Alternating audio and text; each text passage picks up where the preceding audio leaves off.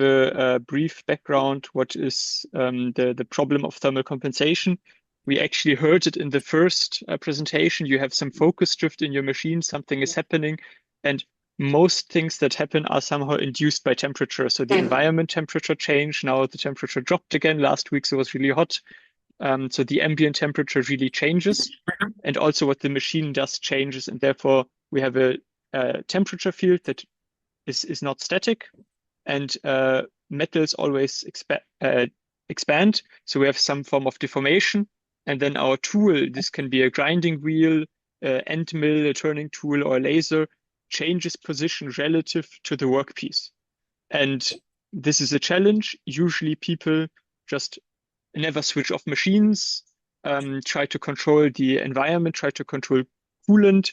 And sometimes they just live that the first couple workpieces are bad. And then once you're in steady state, it's fine. What we would like to do is build a physical model that allows for real-time monitoring and compensation of the machine. In our lab, we already tried a bunch of different approaches, data-driven or physics-based. And with this, we could show that on real workpieces, we could reduce 60 to 80% of the thermally induced error.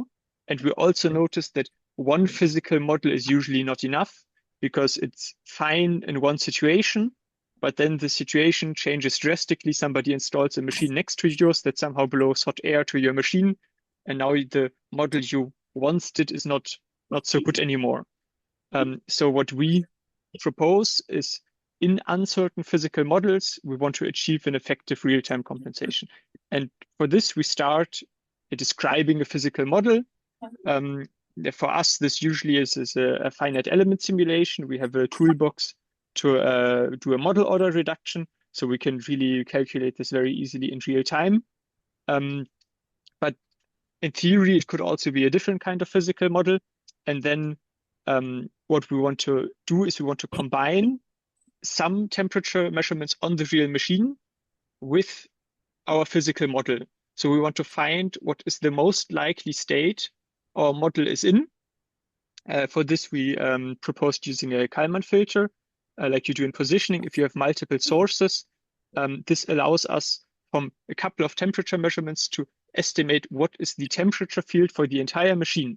And if we think of the finite element space, we have hundreds of thousands of degrees of freedom, and nobody wants to put hundreds of thousands of temperature sensors on a machine. I would say it's impossible.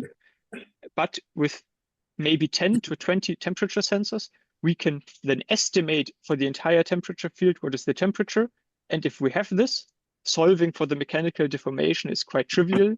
And then we can get at any position in the working space, and this is the strength of the physics-based models, at any axis position we are in, especially for 5-axis machines, this is quite relevant, we can calculate thermal error for this given thermal state. And we combined this with an ensemble of physics-based models. So we even allow for different kinds of physics. So we also choose, based on our measurements, which physical model is the most likely, so that we're really robust to any boundary conditions changes and uncertainty in the model, that maybe I don't quite know what is the thermal conductivity of my cast iron. I can say, okay, I do a model where the thermal conductivity is 20 and ones where it's 25 watts per Kelvin and meter. So we have a bit this uncertainty in the physical system, which is hard to describe perfectly. I would say it's impossible to describe perfectly, at least with the effort we can usually take. So on our lab setup, which is this test bench, we were 40 times faster than real time with this ensemble and could reduce really most of the thermal errors. And we're now looking for companies with proper machine tools. We already simulated some in our labs, but we're of course not running real world productions. To do some pilots on an industrial use case and to transfer this approach to additional machine tool architectures to allow us to really estimate real process loads, because we of course had to dream up what does this machine do. We do a lot of air cutting and only very little real parts because we don't want to waste so much time cutting parts just for research. Thanks for your attention, and I'm open for questions.